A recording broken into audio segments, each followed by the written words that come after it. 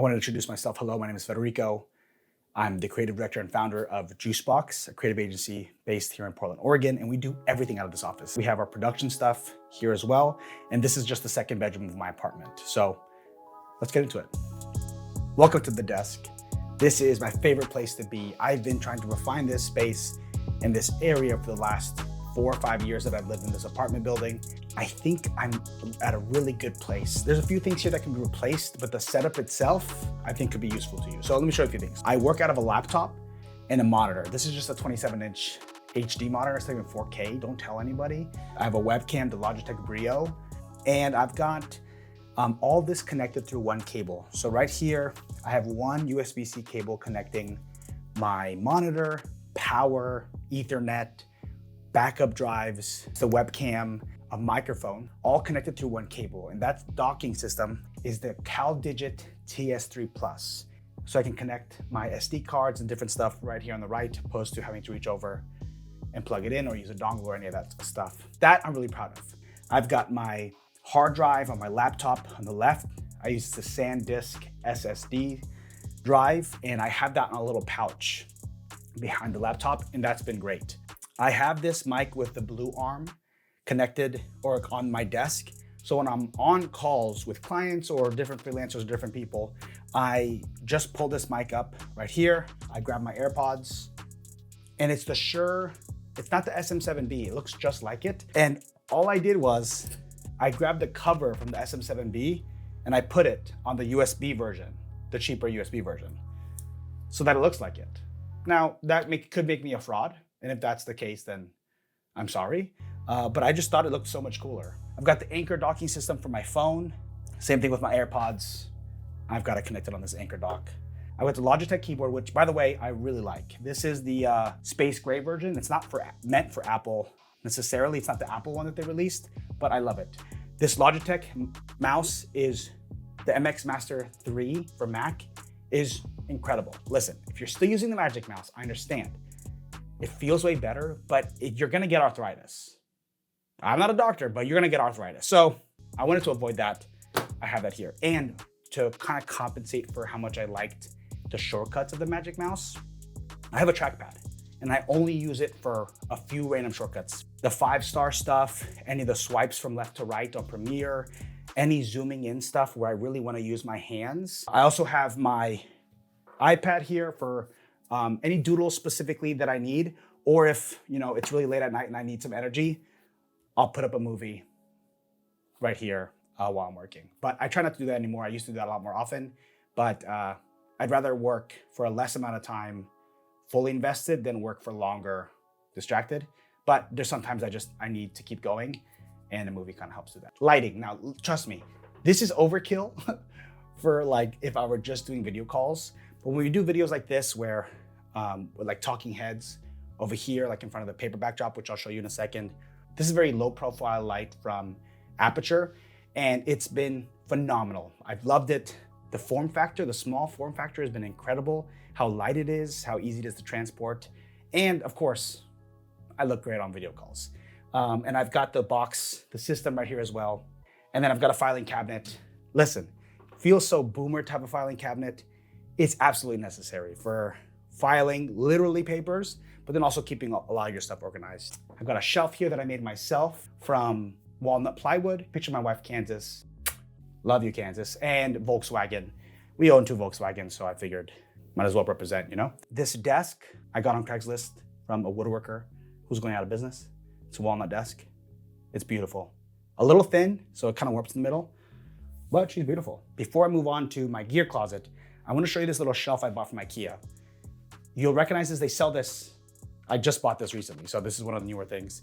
I spray painted this black so that it seemed a little bit more sleek. The pine that they give you at IKEA is horrendous. So spray painted this black. This is my backup hat or my emergency hat. I'll cycle through different hats and I'll place them right there so that if I'm on a call or if I'm about to jump on a call and I forget to do my hair or I forget that like I have bed head or something like that, this is just, I put this on and I look presentable for a client or freelancer, whoever I'm talking to. Anyways, back to the shelf. I've got tools and backup stuff here. Let me show you this. Tools, like actual tools from DeWalt and hot glue guns, all that good stuff. Up here, I use a lot of this for random stuff around the house, so I had this accessible.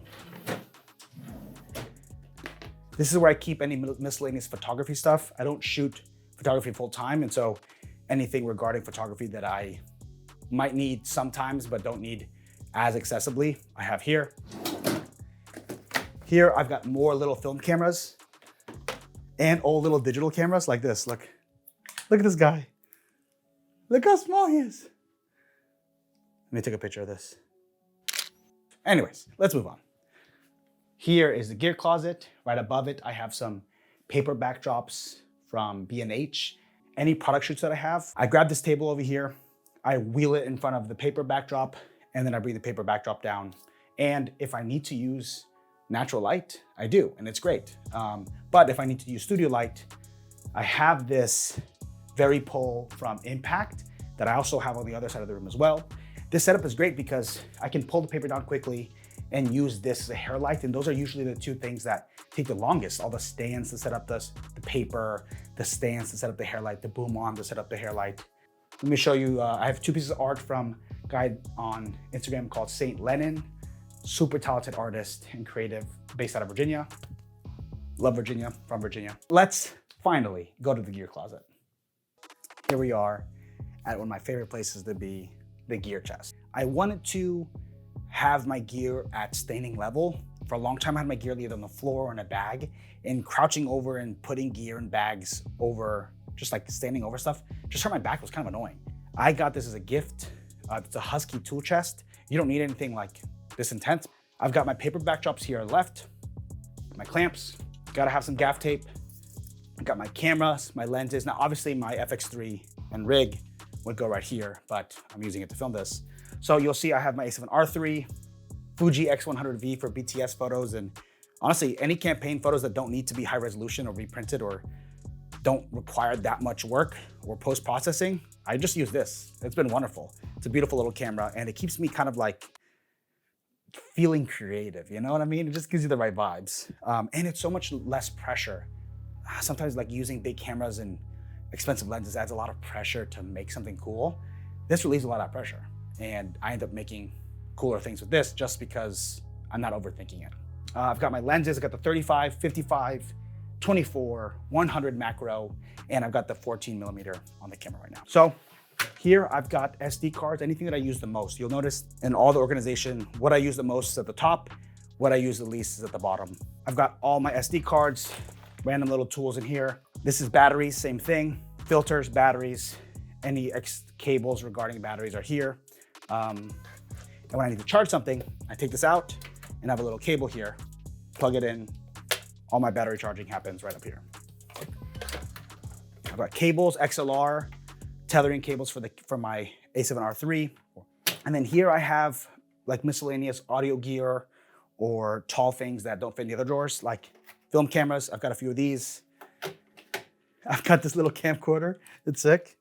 I carry the, as you can see, I'm using a lav, but I use the DJI mics. So I keep this in this little Peter McKinnon bag with little furries, extension cable, backup headphones, the cable's right here, tape, all that good stuff. So I keep that in here because it's too tall to fit anywhere else. And you'll see below this, I have the additional gear that I use regularly.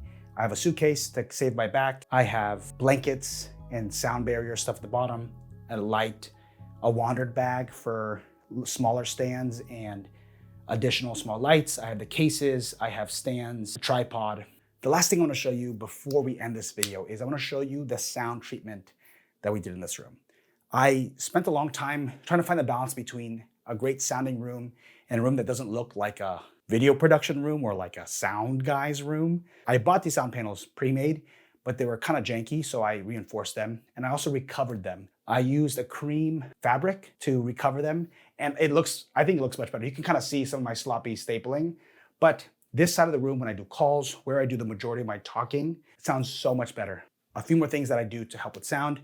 I've got a curtain that I use, because it looks great, but it helps bounce a lot of light when I'm filming in this direction. And of course, that helps additionally with sound coming from outside and then sound in here so that it bounces off a much softer fabric and dies a little quicker. But overall, the sound quality in this room is pretty good, especially for a rental. Okay, and that's it. Thanks so much for watching. Please subscribe. And if you need help with your digital strategy for 2023, we have a 2-part series live on YouTube right now. It's completely free.